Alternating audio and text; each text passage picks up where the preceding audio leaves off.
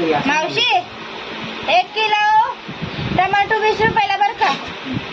हे या किलो मध्ये एकच बसतोय तुमचा.